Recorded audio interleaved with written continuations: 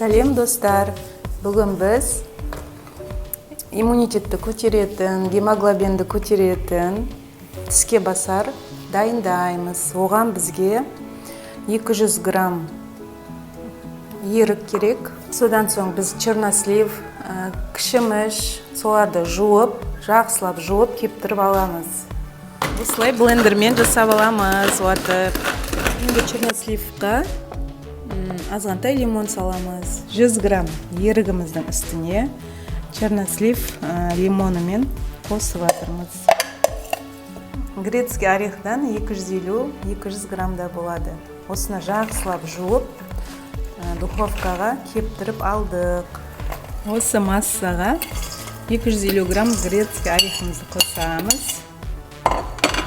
Оның үстіне тыкваның семечкасын қосамыз. Тыкваның семечкасын қосамыз. 100 грамм. Массаға 40 грамм медіміз саламыз. Осы массаның үстіне лимонымыздың сыртын чоркадан өткіземіз.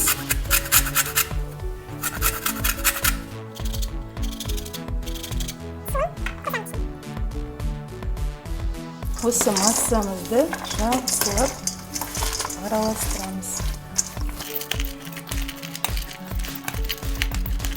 Қолымызға резиновый перчатканы киіп, осылай жақсылап біріктіріп араластырамыз. Осындай ол бірігеді.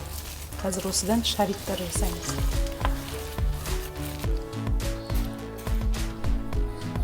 Бізде жаңағы массамыздан осындай 40 шақты шариктар шықты.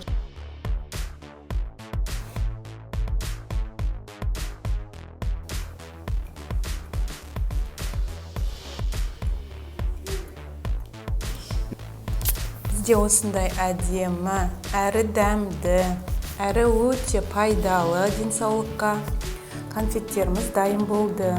Ұнаса лайк басып, каналыма тіркелуді ұмытпаймыз.